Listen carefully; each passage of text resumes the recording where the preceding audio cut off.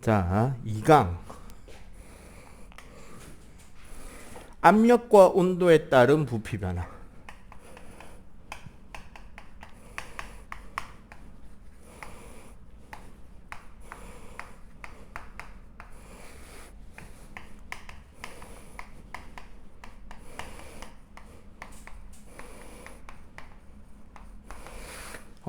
아무래도 과학이라는 과목은요,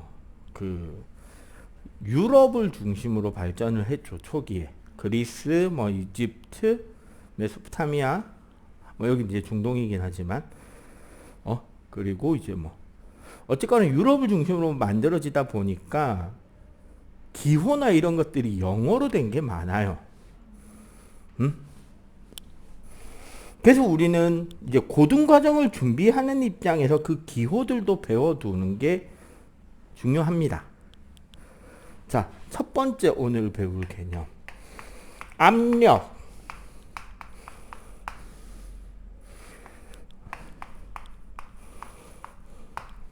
영어 단어 프레스, 누르다라는 뜻이다. 그지? 의 P자를 기호로 쓰게 되고요. 압력의 단위는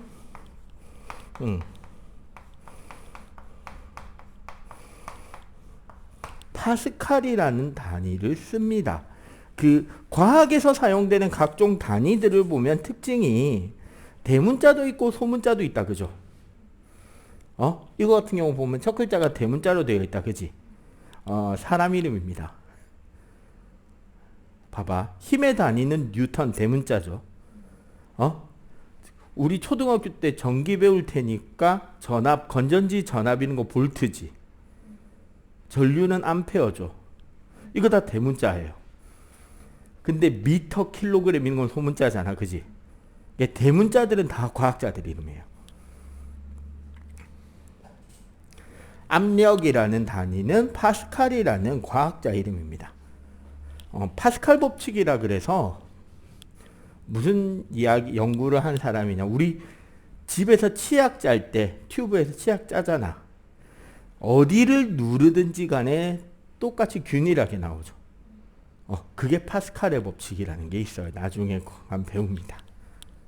자, 압력이라는 것은 원래는 뭐다?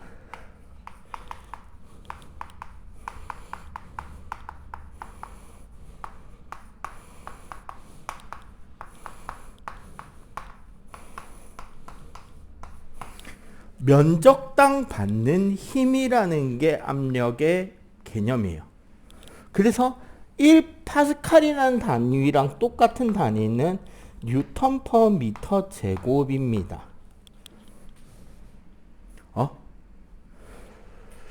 항상 우리 분수로 적을 때 있잖아. 기준이 분모로 가고 변량이 분자로 가잖아요. 그럼 요거 봐봐. 면적당 힘. 그러니까 요게 분모잖아. 얘가 분자고. 그래서 뉴턴 퍼 미터 제곱이 됩니다. 이공계열 학생, 이과 재능을 가진 학생들만 웃을 수 있는 개그가 하나 있거든. 농담인데 넌센스급에 갈릴레이랑 뉴턴이랑 파스칼이 숨바꼭질을 했어요. 술래가 갈릴레이였단 말이야. 술래가 커다란 나무에 딱 이렇게 대고 하나 둘 셋 넷 해서 100번을 세알리고 이제 뉴턴하고 파스칼은 숨으러 가야 돼. 파스칼은 막 도망가서 저기에 있는 바위 뒤에 딱 숨었는데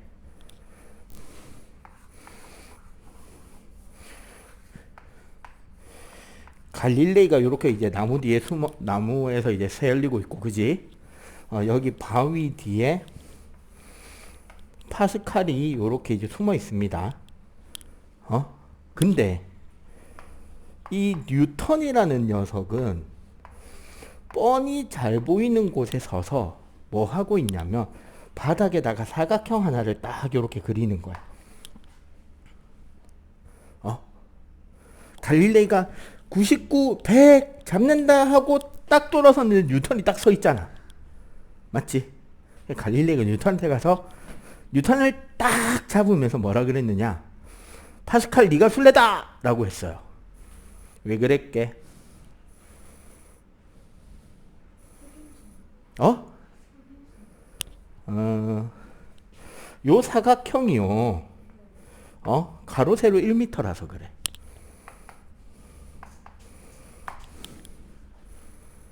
1제곱미터 안에 1뉴턴이 있잖아. 그럼 1파스칼이에요.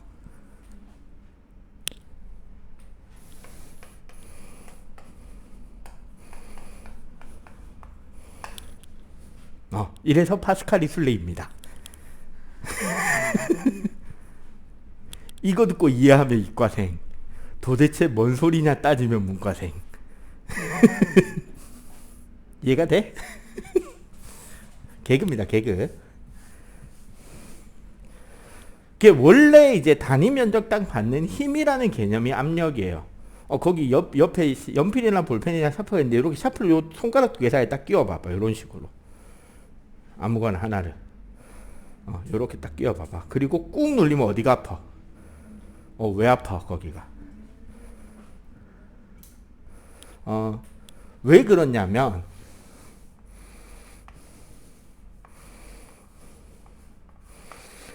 여기는 뾰족하죠, 연필이. 여기는 뭉툭하잖아. 이렇게 해서 양쪽에서 손가락으로 누르면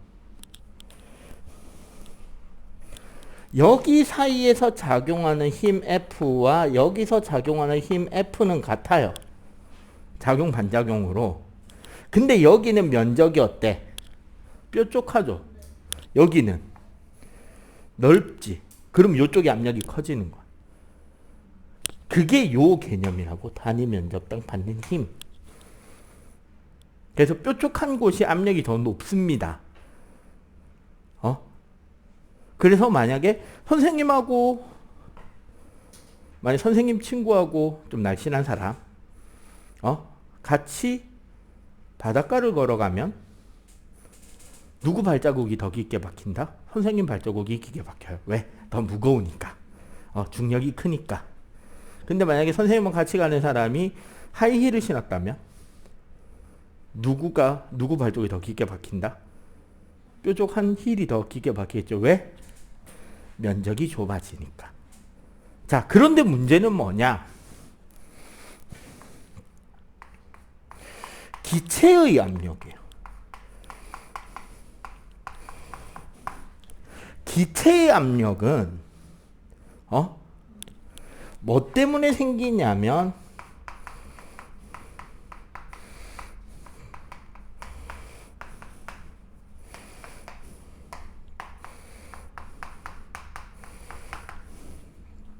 바로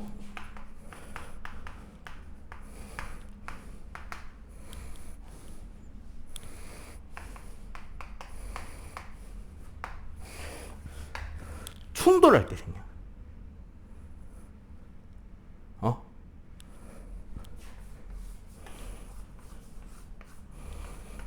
요 안에 기체 입자가 운동을 할 거 아니야. 그럼 얘가 이렇게 날라와서 요 벽이랑 딱 튕겨 돌아가겠지. 이 벽에 와서 생기는 충돌에 의해서 만들어집니다. 그래서 충돌을 많이 하면 많이 할수록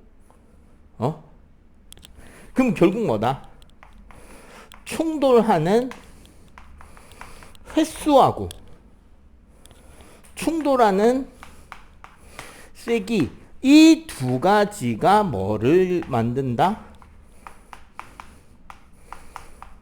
압력을 만든다라는 이야기입니다. 이해가 되죠? 그래서 요 기체의 압력, 이 충돌 횟수나 충돌 세기라 그러는 사실 세기는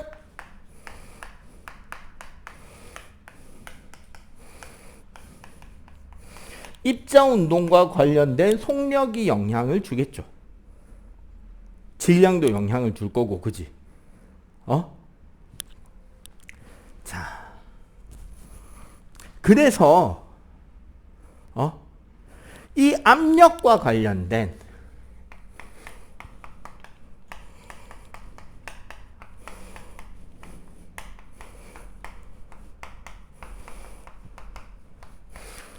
압력과 부피의 관계에 대해서 연구한 과학자가 보일이라는 과학자. 원래 보일이 이거 연구하려고 연구한 게 아니에요. 나중에 3차 시대 되면 보일이 원래 연구한 게 뭔지를 가르쳐 줄 거야. 원소 배울 때. 그런데 아이러니하게 그 연구 결과로 인해서 요게 정리가 돼. 이게 보일이 보일 법칙이라는 걸 발표하는데, 보일 법칙이란 온도가 일정할 때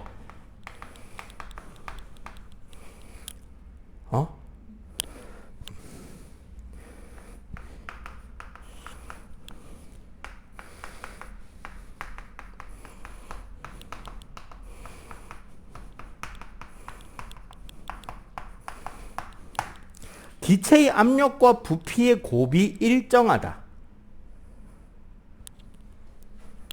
공식으로 적으면 P 곱하기 V가 일정하다, 혹은 P1 곱하기 V1은 P2 곱하기 V2로 일정하다가 되는데, 이거 두 개를 곱해서 일정하다라는 거를 우리가 압력과 부피의 그래프로 그리려면 어떻게 된다? 반비례 그래프가 나온다. 반비례 그래프가 나온다는 말은 여기가 P1, 여기가 V1일 때 요 사각형 넓이나, 여기가 P2, 여기가 V2일 때 이 사각형 넓이는 어떻다? 같다가 되는 거죠.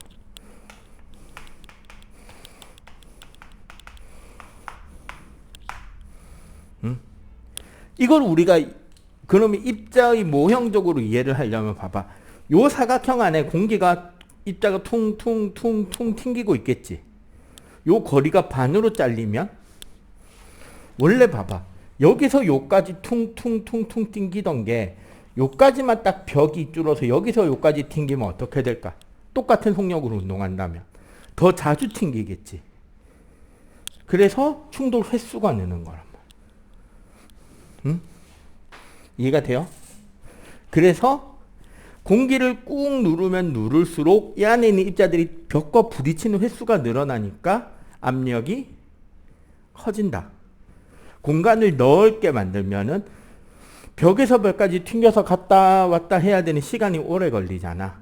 그러면 그 충돌하는 간격이 줄어드니까, 간격이 더 늘어나니까, 즉 같은 시간 동안 벽에 와서 부딪히는 입자의 충돌이 줄어드니까 압력이 어떻게 된다?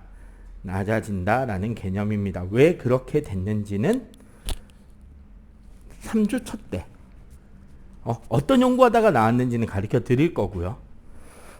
이런 보일 법칙의 현상 19쪽 메뉴에 봐봐. 하늘 높이 올라간 헬륨 풍선은 터지죠. 왜? 우리 요 풍선 있잖아요.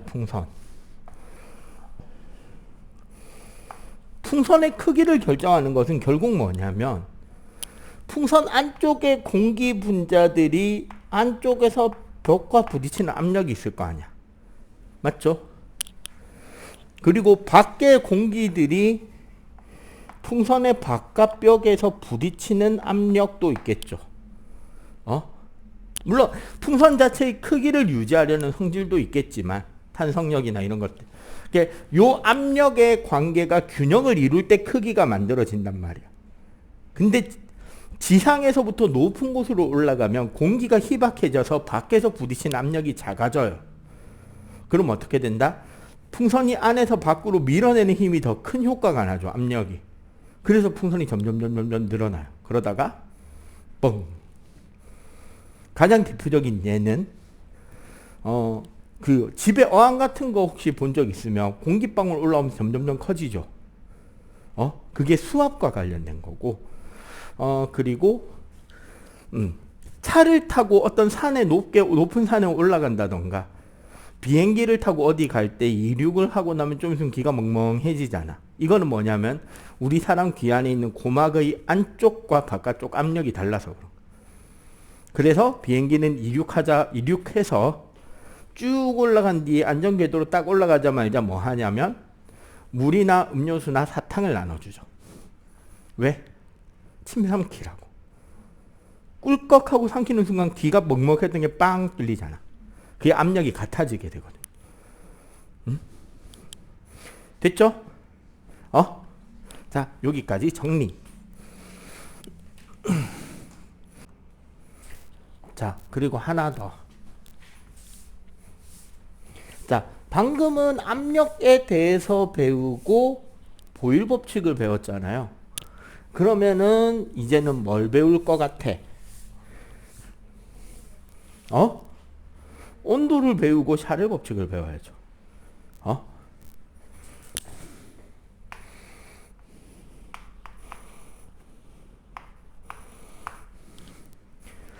지금 여기 우리 책에서는 화학에서는 온도에 대한 언급이 좀 없긴 해요. 그래 간단하게만 이야기를 할게요. 그래야 시간이 맞을 것 같네. 온도라는 것은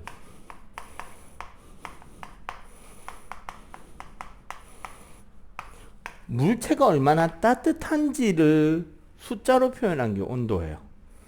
보통 우리가 흔히 쓰는 섭씨 온도 그리고 과학에서 쓰는 절대 온도, 요걸 우리는 켈빈 온도라고 합니다. 섭씨 온도는 1기압에서 물의 어느 점을 0도로 끓는 점을 100으로 잡아서 설명한 거고요. 그래서 요 사이를 100구간으로 자른 거고, 켈빈 온도는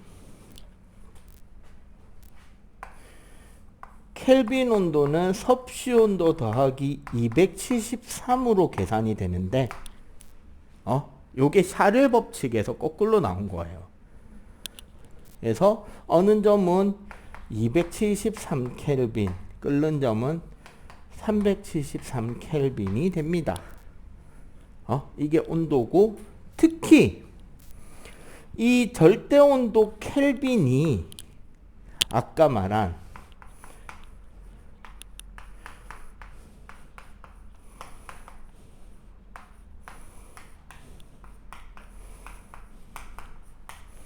켈빈 온도랑 운동의 입자 운동이 비례합니다. 오케이? 자.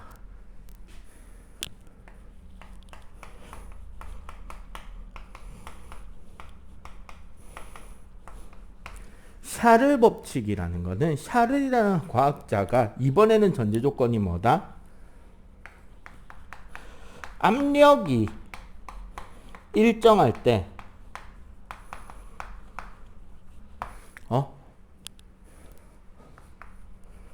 모든 기체는, 여기서 모든이라는 말을 썼다는 말은 뭐다? 중류에 상관없이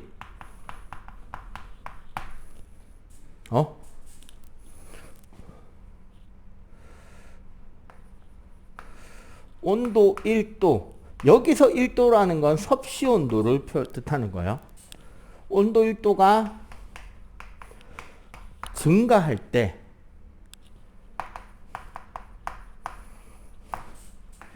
(0도씨의) 부피의 273분의 1배씩 증가한다라는 규칙성을 찾아내요. 그래서 이 식을 식으로 잡으면 V 도씨는, 그러니까 여기는 VT라고 적는, T도씨일 때는 V 0도씨를 기준으로 1 더하기 273분의 T도씨만큼이 된다라고 돼 있고, 요거를 그래프로 그리면 온도에 따른 부피가 요렇게 그려집니다. 그리고 요 점이 바로 뭐다? 0도씨겠죠. 그럼 여기가 예를 들어서 t도씨고 0이면 요 값이 vt도씨가 되겠지. 요렇게 계산이 됐는데 사실 이 샤를 법칙을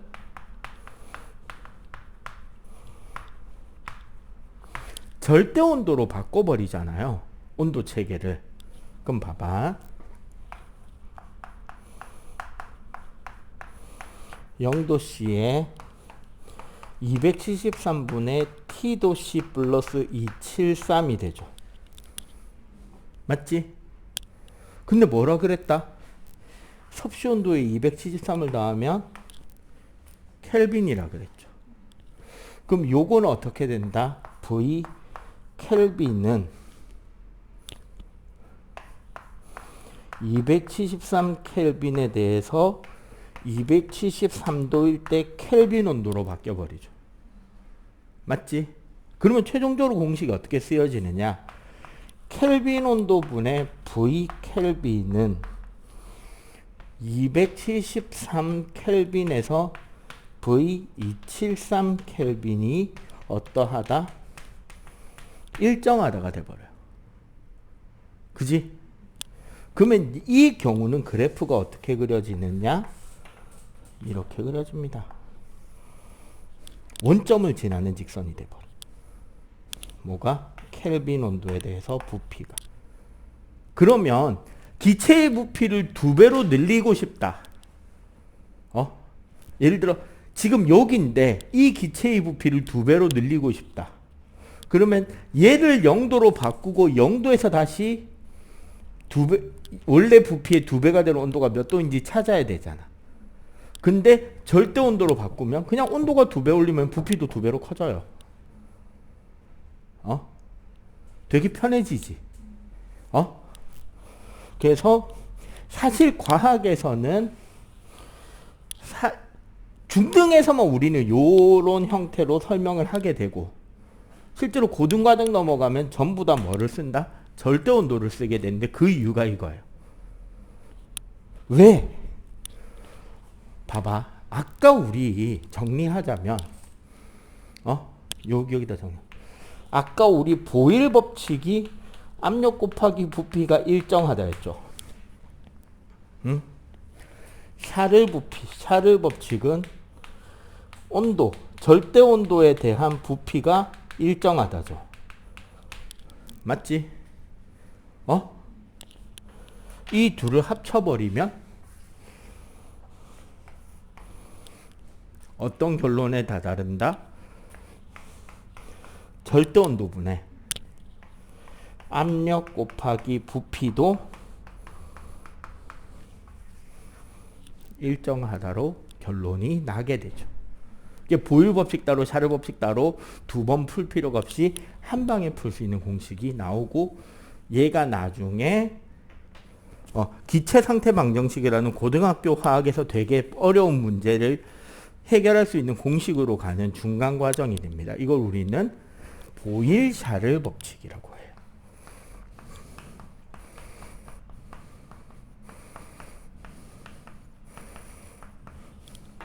오케이?